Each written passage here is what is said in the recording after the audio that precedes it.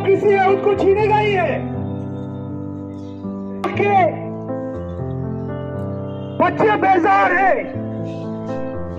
Frustration के शिकार है आज लद्दाख के बच्चे। लद्दाख के लोग जो है वो हमेशा उन्होंने जो है इखलाक की बात की है, तहजीब की बात की है, कभी झूठ बोलते नहीं है लोग। लद्दाख में डेमोक्रेसी बहाल करो, लद्दाख को 6 शेड्यूल देना पड़ेगा, लद्दाख को 6 शेड्यूल देना पड़ेगा, लद्दाख को स्टेटूट देना पड़ेगा। वहाँ तो लोकतंत्र का भी इतनी बड़ी समस्या है, क्योंकि एक शख्सियत मनमानी करे तो फिर वो लोकतंत्र नहीं है। इसी से तो हम आज़ाद हुए थे भारत। तो लद्दाख में क्यों वो आज़ादी ना मिले, वहाँ के लोगों को क्यों ना वो हक मिले अपना फैसला खुद करने का। तो ये लोकतंत्र वाला हिस्सा है जो आप पूछ रहे हैं। बाकी लद्दाख के तरक्की के लिए, विकास के लिए कोई उसके खिलाफ नहीं है। बस इतना चाहते हैं कि विकास हो मगर लोगों से समन्वय के साथ हो। वो 6वें शेड्यूल में यही प्रक्रिया है कि ऑटोनमस काउंसिल से पूछे बिना आप जाके कहीं भी कोई खिलवाड़ नहीं करेंगे। तो स्थानीय लोग जो कि आदिवासी हैं, यानी कि ओरिजिनल इन्हेबिटेंट्स, उनसे आप पूछेंगे तो क्या बुरा हम कह रहे हैं। ये कोई मतलब अगर ब्रिटिश कहें कि भारतीय लोगों से पूछ के हम करेंगे तो शायद हम उसका विरोध नहीं करते, उस बात का, हाँ शासन का करते, मगर उस बात का कि अगर वो कहते पूछ के करेंगे। अब ये तो हम भारत में ही हैं, ऐसी कोई बात भी नहीं है। तो भारत में ही वहाँ के स्थानीय लोगों से पूछ के समन्वय के साथ विकास करने की बात हो तो ऐसा किसी को बुरा नहीं लगना चाहिए। यही 6वां शेड्यूल है। शेड्यूल की बात कर रहे हैं।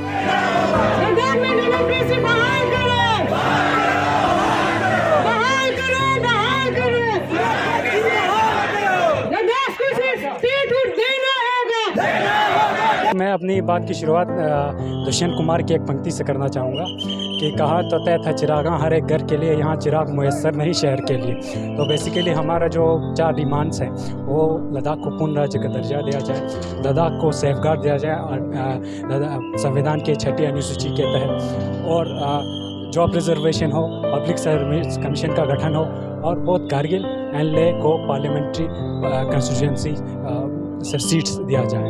इन सब का कहने का हमारा तात्पर्य क्या है, ताकि हमारा सशक्तिकरण हो, हमारा पॉलिटिकली हमारा जो है सशक्तिकरण हो। हम अपने मतलब कानून बना सकते हैं, हम अपने इन्वायरमेंट से रिलेटेड, पर्यावरण से रिलेटेड अपने कानून बना सकते हैं।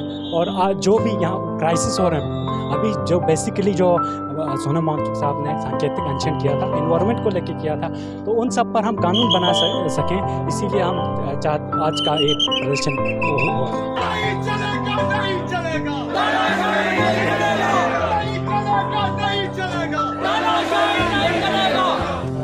ग्लोबल वार्मिंग, वहाँ पर इंडस्ट्री जितने भी आएंगे उससे इकोलॉजी पे इफेक्ट होने वाला है। इसी की वजह से ना ग्लेशियर्स पे पिघलेंगे। हमारा मेन सोर्स जो लाइवलीहुड है वो ग्लेशियर्स हैं। अगर वही ख़त्म हो जाएंगे, ड्राउट्स की स्थिति बनेगी, तो वो जीवन यापन संभव नहीं है। लद्दाख को यूटी दिया गया, उसकी जो डेमोक्रेसी है उसको छीनेगा ही है। मेरा नाम अली मुर्तज़ा, मैं यहाँ पर स्टूडेंट का प्रेजेंट कर रहा हूँ। हमारी जो 4 डिमांडें थी, जिसमें हमारा स्टेटूट का शेड्यूल था और सीट था हमारी, और स्पेशल उसमें जो मेन फोकस हमारा स्टूडेंट का जो रहा है वो रहा है हमारा LPSC को लेकर, अनएम्प्लॉयड को जो हमारी वो उसको लेकर हमारा मेन था। अगर मैं बीइंग अ स्टूडेंट में यहाँ पर जो मैं फोकस करना चाहता हूँ, हमारी जो LPSC है, जो आर्टिकल 330 की क्लैरिफिकेशन से पहले हमारे यहाँ वोट हुआ करते थे, जहाँ पर हमारी अनएम्प्लॉयड उसका रिक्रूटमेंट होता था, उसका JKSS भी था, दूसरा था आपका JKPSC था। और जो ही आपका वाइफिकेशन हो जाता है, उसके बाद जो हालात देखने को मिला है, स्पेशली अनएम्प्लॉयड रेट में काफ़ी बढ़ोतरी देखने को मिला है। क्यों? क्योंकि देखो, जब तक हमारे उसके साथ हमें सब कुछ शेयरिंग में था, JKPSC में शेयरिंग होता था, JKSSB में शेयरिंग हुआ करता था, सब सीट पे हमारा हक होता था, शेयर पे होता था। पर अनफॉर्चुनेट होता है कि जो ही हमारा वाइफिकेशन हो जाता है तो JKPSC वहाँ से निकाल दिया जाता है और JKSSB सब हमें निकाल दिया जाता है। गवर्नमेंट का वादा था कि हम हम आपके लिए सेपरेट सीट बनाएंगे, सेपरेट आपके लिए हम बोर्ड बनाएंगे, बट अनफॉर्चुनेटली ऐसा कुछ हुआ नहीं है। गवर्नमेंट लद्दाख को स्टेटहुड देना होगा, लद्दाख को स्टेटहुड देना होगा।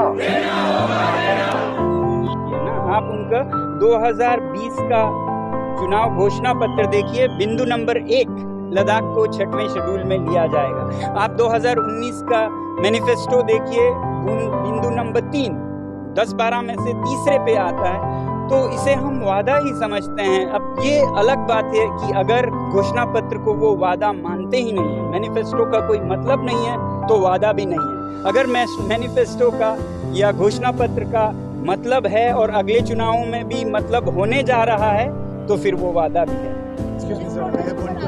क्यों का तो नहीं पता, मगर मैं अपना बोल सकता हूँ कि मैं लद्दाख के पर्यावरण का और लोगों के संस्कृति का उसके लिए मेरा जीवन है, निहित है। और इसमें अगर कल मैंने 5 दिन का सांकेतिक अनशन किया तो आने वाले दिनों में अगर नहीं होता है कुछ भी, मेरी तो पूरी उम्मीद है कि जो वचन दिया था उस पर अमल होगा। नहीं हुआ तो फिर मैं 10 दिन का करूँगा, उसके बाद फिर रुकूंगा और 15 दिन का करूँगा, तो इस तरह से मैं आगे बढ़ता जाऊँगा।